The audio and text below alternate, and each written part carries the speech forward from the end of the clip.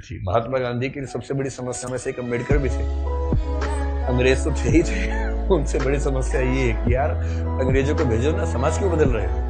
और ध्यान रखना 1936 है, इस समय डॉक्टर अम्बेडकर ठीक ठाक पावरफुल हो चुके थे, अच्छी खासी प्रसिद्धि उनको मिल चुकी थी। महात्मा गांधी की सबसे बड़ी समस्याओं में से एक अम्बेडकर भी थे। अंग्रेज तो थे ही थे, उनसे बड़ी समस्या ये है कि यार अंग्रेजों को भेजो ना, समाज क्यों बदल रहे हो। और अम्बेडकर साफ साफ कह रहे थे कि अगर मुझे अपने हित और देश के हित में चुनना हो तो देश का हित नंबर 1 पे है, पर यदि मुझे दलितों के हित और देश के हित में चुनना हो तो मैं दलितों के हित को प्राथमिकता पे रखूंगा, क्योंकि अगर अंग्रेज चले गए ऐसे ही तो यहां के सवर्ण हमें छोड़ेंगे नहीं। और दलितों की पराधीनता अंग्रेजों के आने से पहले ज्यादा थी, अंग्रेजों की उपस्थिति के समय कम पराधीनता थी। आपको गुस्सा तो आता होगा अम्बेडकर पे कई बार, क्या ये कैसा आदमी था, है ना, लेकिन आप तर्क सुनेंगे तो दंग रह जाएंगे, तर्क अच्छे हैं। और मजे की बात है कि भारत की संविधान सभा में अम्बेडकर जितनी पढ़ाई पूरी संविधान सभा में एक भी मेंबर ने नहीं कर रखी थी। केवल एक BN राव थे जो एडवाइजर थे, उनके पास ठीक ठाक पढ़ाई थी, उन्हें छोड़ दें, बाकी सब मिट्टी के मतलब पेंदे टाइप के थे, प्यादे थे उनके सामने। पढ़ाई लिखाई का जो लेवल अम्बेडकर साहब का है वो किसी का नहीं है। तो कुछ लोग मैंने देखा कि सवर्ण मानसिकता के कुछ लोग अम्बेडकर को देशद्रोही घोषित करना चाहते हैं इन्हीं कथनों से कि दलित प्रश्न और देश के प्रश्न में दलितों को प्राथमिकता दूंगा तो बुरा मान जाते हैं। और उन्हीं से आप पूछो कि अगर हिंदू का प्रश्न हो और देश का प्रश्न हो, किसे प्राथमिकता दोगे, तो हिंदू, हिंदुस्तान है, मजाक समझते हो तो हिंदुस्तान है बोलते हैं, हिंदुस्तान है। मुसलमान तो आए हैं, जा भी सकते हैं, लेकिन हिंदुस्तान है। तो अंबेडकर उस समय पावरफुल हो चुके थे। और अंबेडकर को मैं तो बड़ा सलाम करता हूं इस सेंस में, आमतौर पर वंचित वर्ग में जब कोई पढ़ लिख लेता है ना, अपने वर्ग से कन्नी काट लेता है। रिजर्वेशन का सबसे बड़ा दुख ये है, रिजर्वेशन का सुख ये है कि वंचित वर्गों के लोग आने लगे हैं सत्ता में, और जैसे ही एक गांव से एक बच्चा, दलित बच्चा IAS बनता है ना, पूरा गांव IAS बन जाता है। आरक्षण के वित्तीय लाभ केवल उस व्यक्ति को मिलते हैं जिसको आरक्षण मिला है, पर सामाजिक राजनीतिक लाभ पूरे गांव, पूरे कुनबे, पूरे कस्बे, पूरे शहर को मिलते हैं। कि हमारे गांव का चंदू IAS बना है, और चंदू वर्ग में मान लीजिए SC या ST में आता है, उस दलित जाति के उस गांव के और आसपास के 100 गांव के सब व्यक्तियों के पास कॉन्फिडेंस आ जाता है। कुछ बिगड़ा, चंदू को फोन लगा दिया, चंदू, चंदू बिटवा देखिए जरा। अब पुलिस वाले ने रोका, लाइसेंस के लिए, रुको रुको बात करवाते हैं, ऐसे करके कह रहे किसको फोन करो, चंदू को फोन करो, छोड़ दो कोई बात नहीं, आप जाओ जाओ जाओ, आप गाड़ी कैसे भी ले जाओ, सिर के ऊपर रख के ले जाओ, कोई बात नहीं, हम कुछ नहीं बोलेंगे।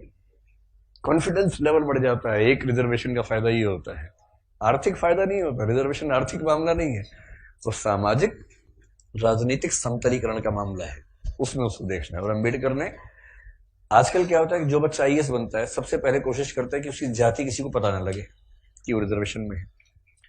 और बहुत सारे लोग SC ST या OBC से रिजर्वेशन का लाभ लेकर अगर IAS बनते हैं तो कोशिश करते हैं कि शादी जैसे सवर्ण समाज में हो, क्योंकि IAS खुद एक जाति है, उस जाति में शादी कहीं भी हो सकती है, वहां जाति प्रथा बीच में नहीं आती है।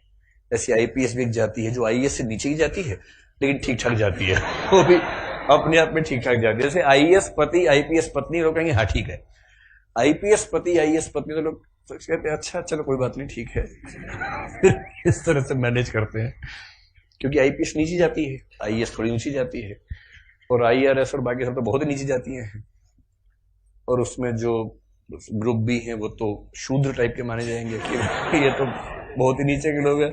बेशक UPSC ने सफलता दी हो, पर ये तो ये नहीं चलेंगे, इनके 10 नंबर कम आए थे, इनको बाहर करो यहाँ से एक प्रकार की जाति व्यवस्था वहां भी है। तो दलित चेतना जो अम्बेडकर की वजह से, अम्बेडकर का सम्मान क्यों करना चाहिए कि वो इतना पढ़ने लिखने के बाद भी चाहते तो वो भी एक शानदार जिंदगी जी सकते थे, उनको मिल ही रही थी भाई। वो PCS ऑफिसर थे बड़ौदा में, मजाक छोड़ना है, नागपुर में शायद। और जब नागपुर में वो सिविल सेवक बनकर आए, फेलोशिप वहीं से मिली थी पढ़ने के लिए, जब वापस लौटे तो उनको PCS अधिकारी बनाया गया। तो उनको कहा कि आप यहां रहना शुरू कीजिए और काम संभाल लीजिए। अब ये अम्बेडकर के सामने सबसे बड़ी समस्या, अगर आप उनकी कभी आत्मकथा पढ़े, मैं कैसे बना, हिंदी अनुवाद उसका ये है। उसमें प्रसंग है कि नागपुर में रहना है उनको, क्योंकि वो ऑफिसर हैं, उनको अपने रहने के लिए कमरा चाहिए या घर चाहिए। ढूंढ रहे हैं पूरे शहर में, कमरा ही नहीं मिल रहा। लोग पहले पूछते हैं जाति कौन सी है, वो बताते हैं कि महार जाति का हूं, तो भाई कमरा नहीं है हमारे पास। हम किसी दलित को कमरा देंगे ही नहीं अपना। ये 1920-30 के दौरान नागपुर शहर की बात है। फिर वो कह रहे कि कई कमरे खारिज होते गए। एक और घर में गए, एक कोई दूसरा ऑफिसर था, वो दिखा रहा था, दोस्त के रूप में हेल्प कर रहा था। तो वहां मालिक ने पूछा ही नहीं कौन सी जाति के हो, इन्होंने बताया भी नहीं, ढिंडोरा क्यों पिटेंगे। उससे पूछा नहीं, उन्होंने बताया नहीं, कमरा मिल गया, रहने लग गए। और फिर वो देखते हैं कि एक दिन अचानक सुबह उठा तो बहुत शोर मचा हुआ था। मुझे लगा पता नहीं क्या हो गया। खिड़की से नीचे देखा तो हजारों की भीड़ हाथ में डंडे भाले हथियार लेके खड़ी हुई थी। उनको पता लग गया था कि एक दलित आदमी इस घर में रहता है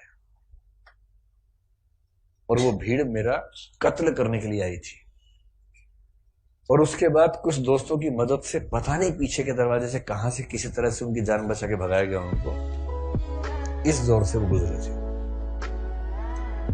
ये उसी देश की बात चल रही है, सारे जहां से अच्छा हिंदुस्तान हमारा, हम बुलबुलें हैं इसकी, ये गुलसिता हमारा, उसी की बात चल रही है। किसी और देश, पाकिस्तान की बात नहीं चल रही है। उसमें पाकिस्तान था ही नहीं, पाकिस्तान पेट में था उस समय। अभी हुआ नहीं था, मतलब होने वाला था, अभी नहीं हुआ था। तो उस देश की बात है। और जब वो स्कूल में पढ़ते थे तो स्कूल में पढ़ते इसलिए थे कि उनके पिता सरकारी नौकरी में थे, तो थोड़ा सा ठीक स्थितियां थी उनकी, इसलिए स्कूल में एडमिशन मिल गया।